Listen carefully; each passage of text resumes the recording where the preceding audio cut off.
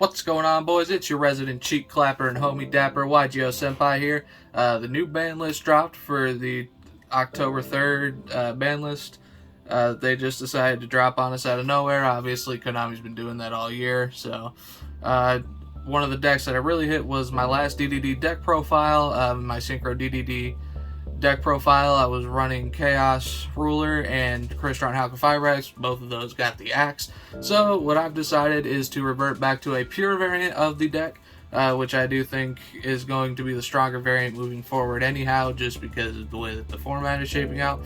So without further ado, I'm going to go ahead and get into this, show you guys the deck profile. If you guys want to see a follow-up video to this for test hands to see how this deck plays, how these cards operate, because this does require large cranium, then by all means hit that like button. Also, while you're there, don't forget to subscribe, hit the notification bell, leave a comment if you like what you see.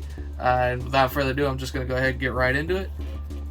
So to start with, we have 3 copies of DD Savant Kepler.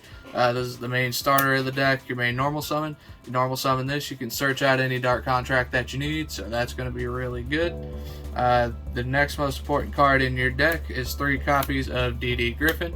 DD Griffin, super good. Really helped the consistency of this deck when it came out in Battle of Chaos. For anybody that doesn't know what this card does, it has 3 effects. If you control a DD monster, you can special summon it. So usually what you'll do is you'll search your dark contract with the gate with Savant Kepler, and then use your gate to search Griffin, so Griffin can special summon itself. Then you can link into your Gilgamesh, set your scales, and combo off from there. The next card we are going to be playing is 3 copies of DD Savant Copernicus. Copernicus is a Foolish Burial on normal summon, which is really good when you have cards like DD Lamia and DD Necroslime that you want to put in the grave, or anything else that you may need depending on what your hand looks like. The next card that we're going to be playing at 3 is DD Swirl Slime. This card is a polymerization from hand. You can fuse itself and any other DD monster for your DD fusions.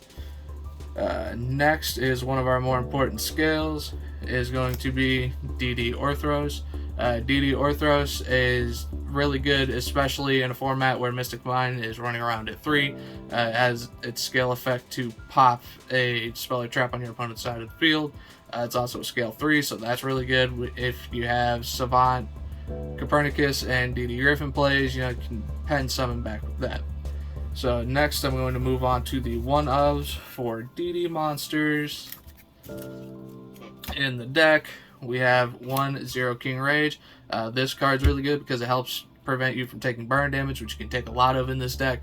So definitely glad to be playing one of those. I know there are a lot of builds that cut that card, just for whatever reason, consistency or however we decide to rationalize it. But really, I think this card is necessary, especially if you're going to get into a grind game. Next, we have 1 DD King Ragnarok.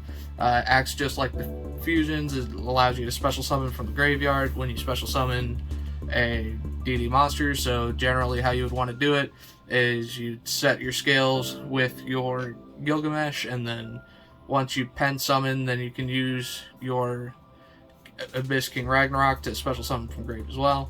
So that's really nice. We have 1 DD Lamia for our Synchro play. 1 DD Necroslime to further extend our plays as far as fusions are concerned. We're also playing 1 DD Cerberus. I know there are a lot of builds that decide not to play this.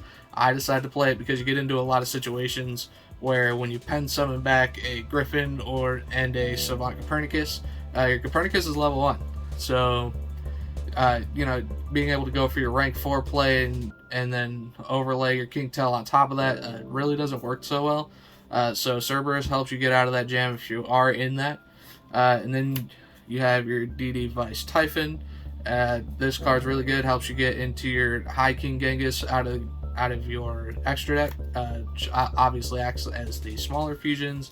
And last but never least, 1 DD Savant Thomas. I don't really think I need to explain this card. This card just is cracked when you're able to use it, so I'm just going to go ahead and leave it at that. Next, on to the hand traps. For hand traps, really simple lineup. I'm playing 3 Ash Blossom and Joy Spring, one of the best hand traps in the game right now, hands down. No need to think about it. Next hand trap choice is a hedge against Terror Elements. Ghost Bell. Ghost Bell is really good. Helps hit their effects in graveyard. You could make an argument for playing DD Crow over this, just because that way you take that effect out of their graveyard entirely. I would totally respect it if you play DD Crows. Just what I'm deciding to run with. Next, we have 2 copies of Nibiru the Primal Being. Nib, not a lot of people are respecting it. Even sprite boards aren't necessarily playing to beat this card, so it's really good to just be playing it to catch them off guard. And lastly, 2 Effect Veiler. Effect Veiler, good spot negation. I could really see you making a case to play 3 Infimp over this card. If you want to do that, that is totally cool. Just my personal choice. So that is it for the hand traps. I'm going to go ahead and move into the DD spells and traps. We have 3 Dark Contract with the Gate. Dark Contract with the Gate obviously is everything to this deck. If I could fix these cards, that would be awesome. Everything to this deck. It searches out any DD monster that you need from your deck.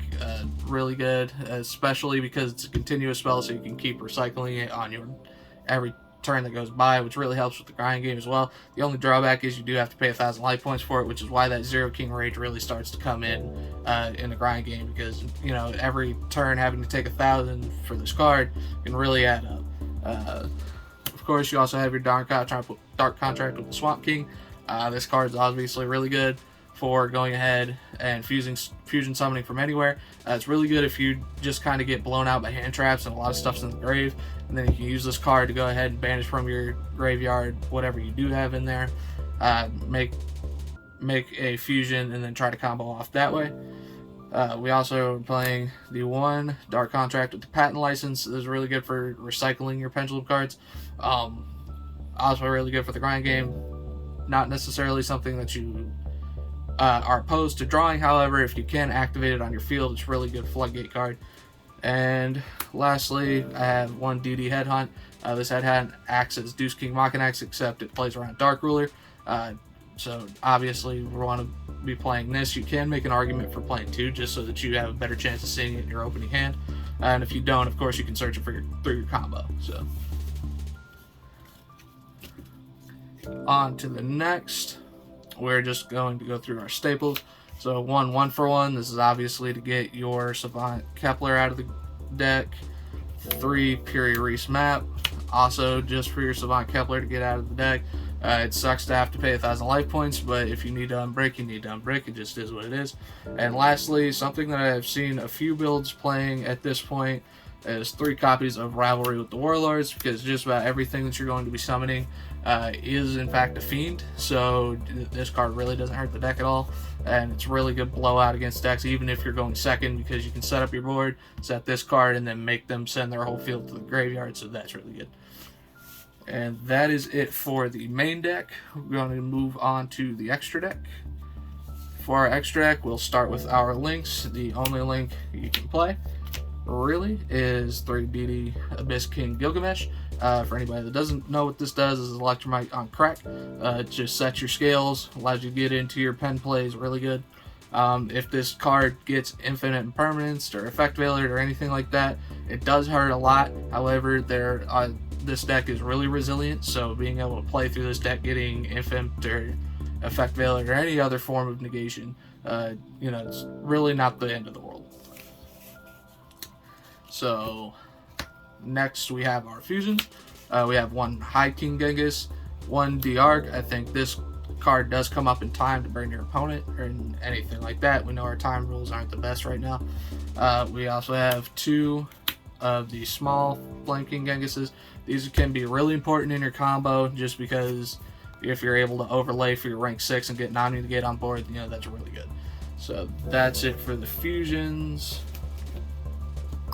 On to our synchros. We're just playing 1 Curse King Siegfried and 1 Baron de Fleur. Another Omni Negate.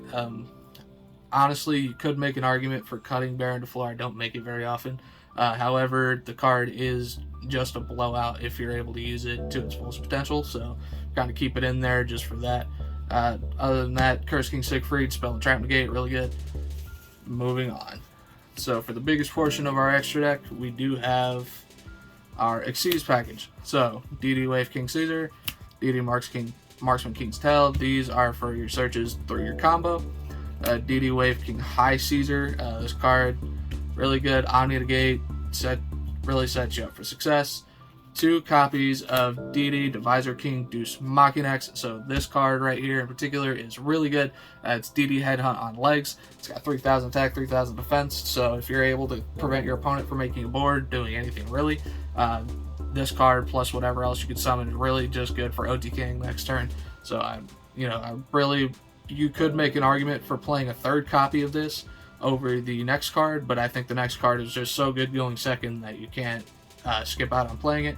It's not one that a lot of people are playing, but what I am playing is 1 copy of DDD Duo Don King Caliuga. Caliuga is just really good for being able to break boards. If you detach 1 from it, you can pop a spell or trap on your opponent's side of the field, not to mention its blanket effect negation when it's summoned. So if your opponent's got a big board and you do manage to put this guy on field, it's just a lot of pressure because it's Dark Ruler on legs.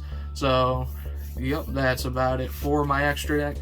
Really simple, concise. Not too much I would change about it other than the Caliuga possibly, because it's not the easiest thing to summon. On to the side deck, however, I am playing 1, 2, 3 copies of Gamma and then 1 copy of Driver.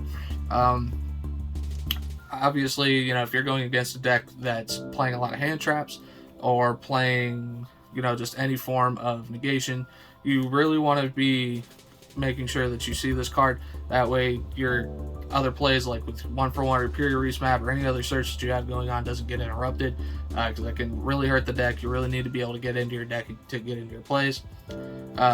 However, sometimes you don't want your opponent doing that. For example, if they play Flunderies or something. So we have 3 Droll Lockbird. Droll Lockbird is just generically good against the meta right now, so we just want to be making sure that we're playing it. And that's it for the monster/hand trap section of the side deck. Only 3 traps in the side deck, 3 anti-spell, just another hedge against Tearlament or Sprite or anything like that. Generically good. It's been good forever. It's going to continue to be good. I don't need to explain that one. And lastly, for our spell section, I am playing 2 copies of Cosmic Cyclone just in case we do run into really back row heavy opponent. Sometimes just your Orthros isn't enough to get you there, so 2 Cosmic Cyclones also being in the main is not the worst thing that can happen. And of course, because of the format we're in, triple Dark Ruler no more. Again, that's why we're playing Caliuga's Dark Ruler on legs, but if Caliuga gets taken care of, you want to make sure that you're playing Dark Ruler no more. And that is the deck profile, guys. Again, make sure that we're leaving a like on the video if we want to see a follow-up video for test hands, and if we want to see more content like this, more deck profiles, or if you have any suggestions for future content, please drop a comment in the comment section below. And until next time, guys, it's your resident cheek clapper and homie dapper, YGO Senpai.